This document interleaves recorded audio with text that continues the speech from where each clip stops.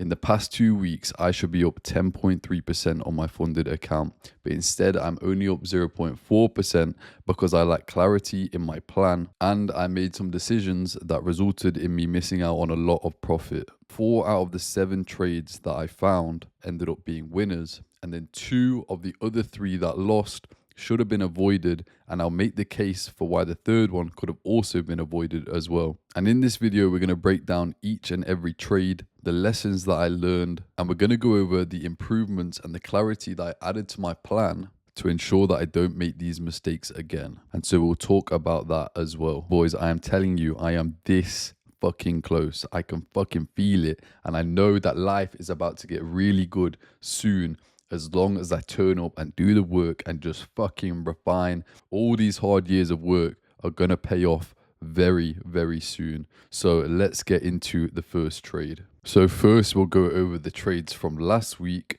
and then we'll go over the trades from the week before that. And I'm only going to go over the entries because I don't want to overcomplicate it. So let's keep it short and sweet. In this trade right here, this was a trade that I was looking to play out the entirety of Thursday, basically. I had this trade planned out, ready to go all day. And I was simply just waiting for my entry to play out, right? Which is a market structure shift and a fair value gap. Now, unfortunately, I was at the gym at this time, but that's not the problem. The problem was actually that the entry formed just outside of my session time. So as you can see down here, I trade London Open and I trade New York Open when I'm available to do so. And in this situation, this trade actually played out just after New York Open ended. So I don't trade at that time purely because I never have. And the reason I don't do it is because the whole point of trading is essentially just so you have time freedom. You don't want to be on the charts all day. But the lesson I took away from this trade was that actually we had Trump speaking at 3 p.m. Okay.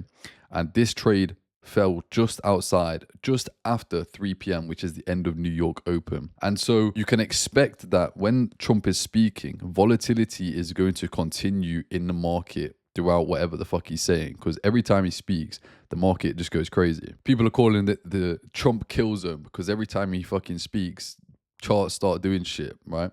And essentially what I was thinking was, if the news is high impact post my session, for example, Trump speaking at the end of New York session, I should really be able to continue to trade that news, because if there's a lack of volatility during New York Open, it's going to come when Trump starts speaking or when there is another red folder news event.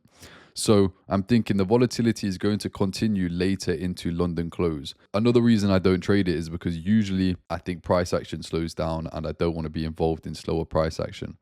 But in this situation, had I been aware that Trump was speaking, there is a likelihood I would have taken it knowing that the volatility will come around the time he's speaking and not in New York Open session, right? So for this trade, I could have got involved had I known that Trump was speaking. So the lessons to take away from that is make sure that I pay attention to all the red folder news events. I don't know, for whatever reason, I just overlooked the fact that he was speaking at 3 and I didn't piece it together with the idea that I could take advantage of that volatility, especially because this was a trade I was super confident in and really wanted to see play out. It just ended up happening outside of my kill zone, but the kill zone technically would get extended when there's red folder news late in the kill zone, right? So that right there was a missed opportunity for 2R. Then we've got this trade. This was on Euro JPY. That was on Friday. Now, if you tuned into the live stream, you would have seen me talking about this very trade. I was actually in this trade and we were around about here. And I'll put in a quick clip of what I was saying during the live stream I expected to happen, because then we can go over that. I would not be surprised if price comes further down, right? Hits the midpoint of the range, has a bit of a deeper retracement into that gap and sweeps London low, right? I really wouldn't be surprised if that happens. And then we could get in on another entry right here and then ride it higher. So my concern is that I can see that being an opportunity as well. So essentially, exactly what I expected to happen did happen. I was looking at price and I was thinking, you know what? Price is looking like it wants to do a New York reversal. And I can see price of running this low, hitting the equilibrium of this range, and then doing its reversal towards the draw on liquidity, right? That begs the question. If I can see the other side of the trade, why should I be involved? If I can see how it doesn't play out, why would I take it? It's obviously low probability. And that's also written in my trading plan. As you can see right here, very hard to frame opposing trade ideas equals high probability trade. And in this situation, I could easily frame the idea for how this trade didn't play out. So that should have instantly made this low probability. But the problem is here is actually just the fact that I was feeling FOMO. The trade looks super clean. And so I was thinking, right, if price runs here without me, I'm going to feel FOMO as fuck. But at the same time, my plan says if you can frame the opposing idea for the trade, you don't take it because it's low probability.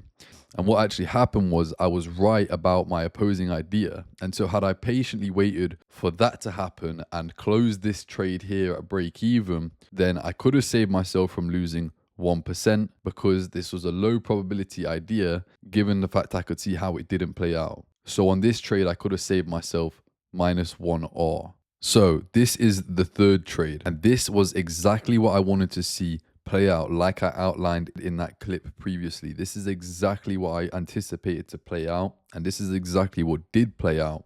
So essentially, it's the same trade as the last one, but it was what I wanted to actually see. So had I been patient earlier in the day, I could have saved myself that -1R, then just waited patiently to take this later in the day, which I ended up doing, right? So I did take this trade. Now, here's the mistake I made here. And I'm honestly getting fucking tired of myself saying, here's the mistake I made, because it's not fucking good enough that I'm making mistakes. But I need for myself clearly defined plan that I can follow. I can't just follow something that's in my head.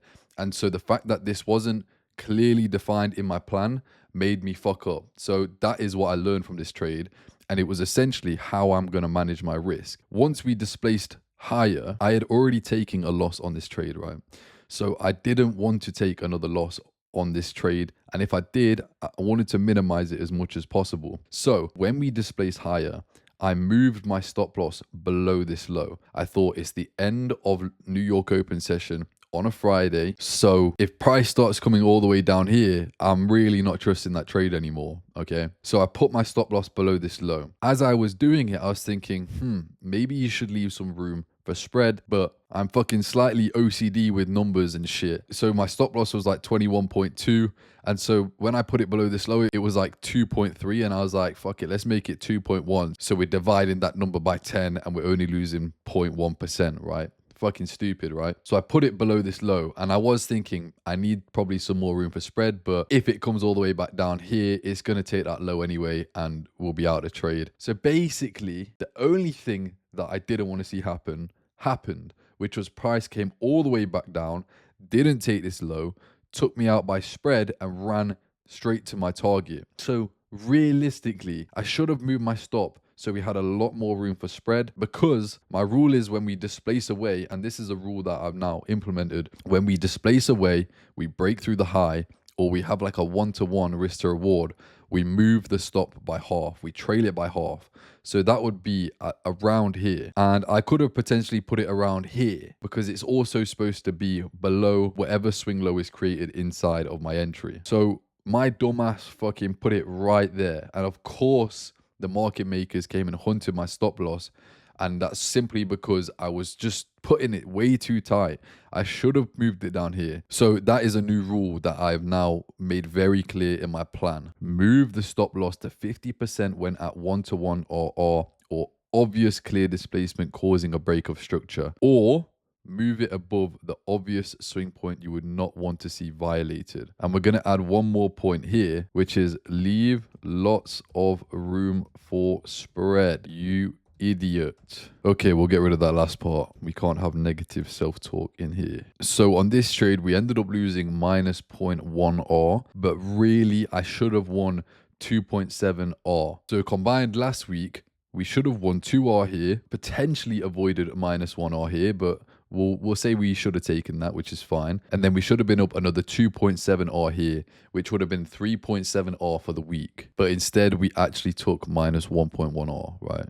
And then let's go to the week before last week, okay? So first and foremost, this trade, I fucked up. This trade, I shouldn't have taken. This was a bad decision to take. For some reason, I was feeling super overly relaxed and not caring about taking a loss on this day. I had just eaten a big meal I was chilling in the sunshine. I thought I was better than I am. I was trading from my phone in too much of a relaxed state, which wasn't conducive to making good decisions.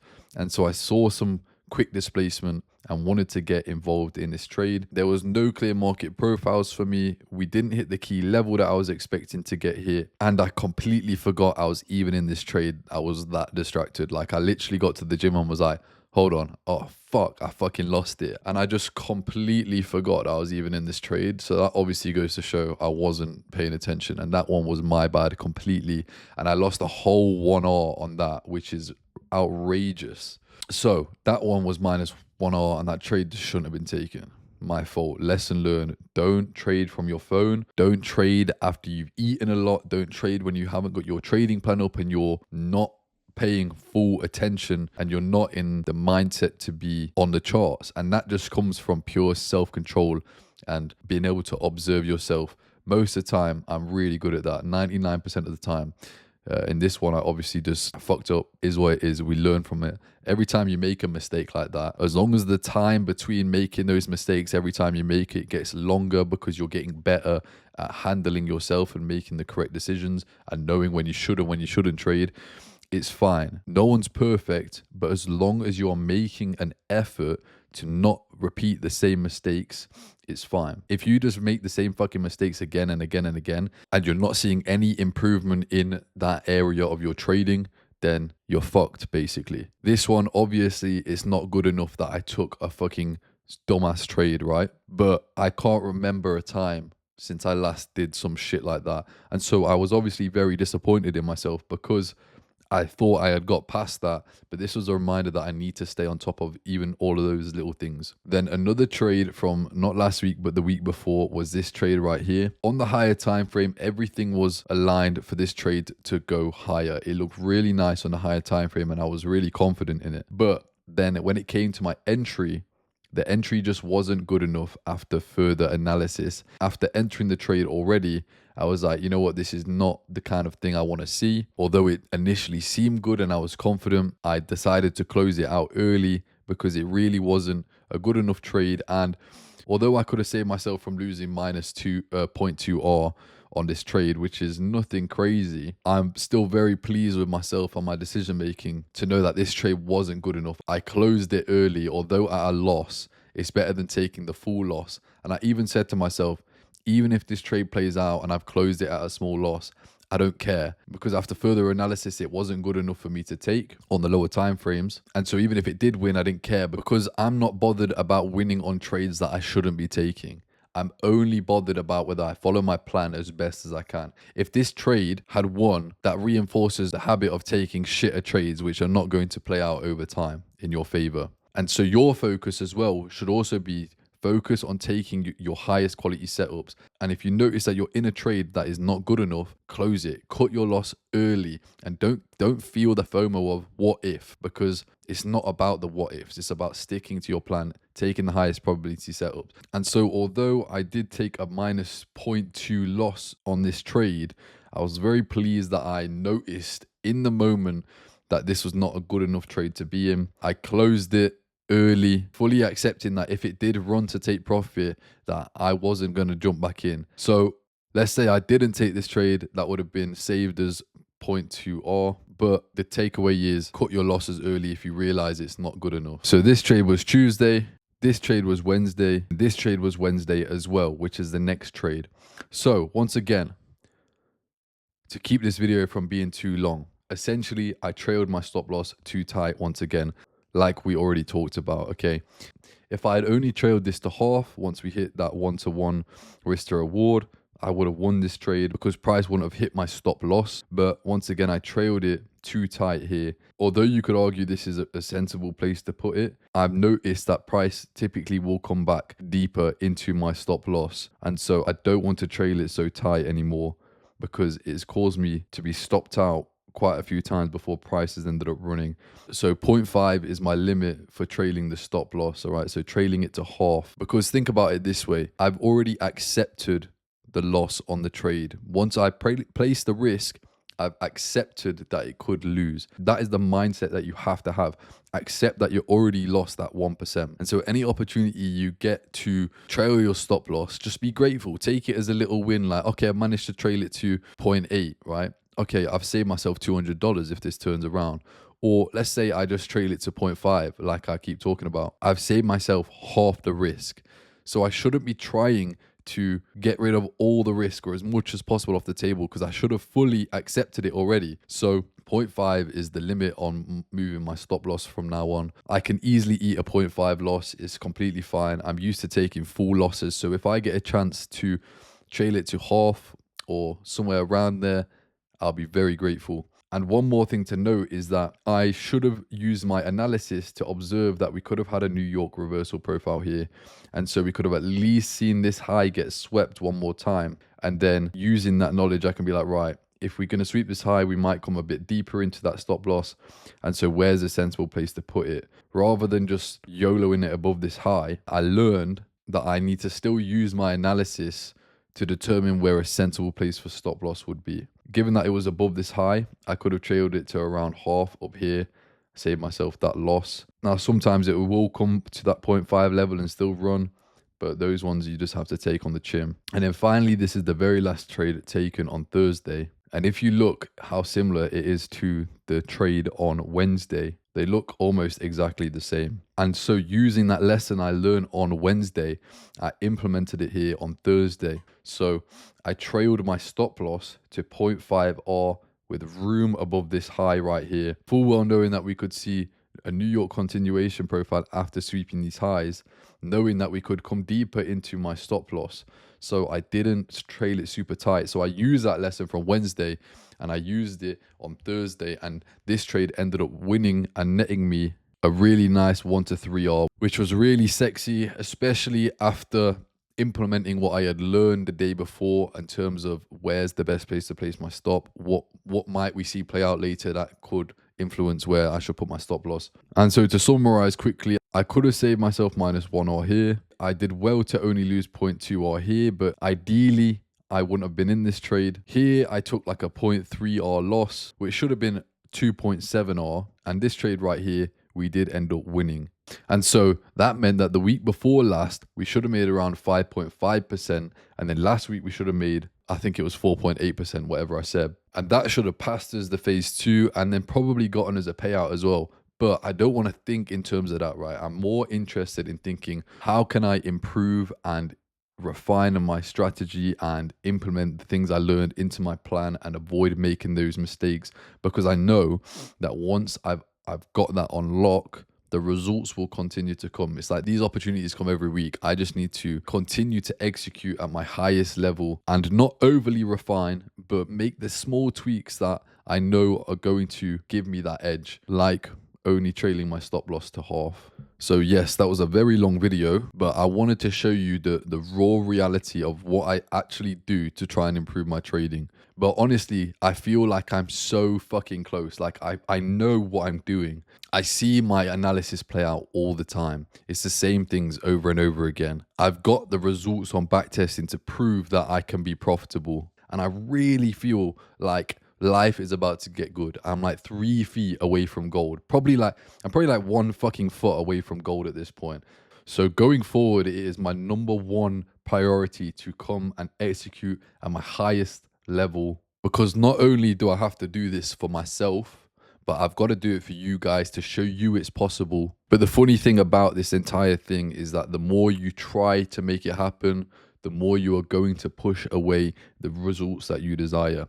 So in the process of feeling like I'm so close and wanting to start getting payouts and wanting all of this from trading, you actually have to completely detach, and you have to just believe that it is in your path. You're going to achieve it if you turn up, you do the things you need to do, you practice, you refine, you journal, you study, and you believe that it is on your path already. It is already there. You don't need to force it. You just need to turn up and know that it's going to happen for you, and that I truly believe that it is coming to me. And as I continue to build a beautiful trading garden, the butterflies will eventually come to me. And by butterflies, I mean money. But yeah, don't chase the money. Turn up, do what you need to do every day, and just trust and believe that it is going to happen. As always, join the Telegram if you're a real brother. Follow me on IG so I can get more clout. Also, boys, if you want 15% off FX Replay, yes, I got as a fucking discount code. So use the discount code JakeG at checkout. FX Replay, link in the description. I highly recommend it. If you use my link and the discount code, I will get some commission because I'm a hustler. I'm like you, I want to make bread. So if you like me and you fuck with me and you want to get FX Replay, use that link below. And also, boys, hit the subscribe button. Appreciate you very, very much for watching. And I'll see you in the next video. Peace.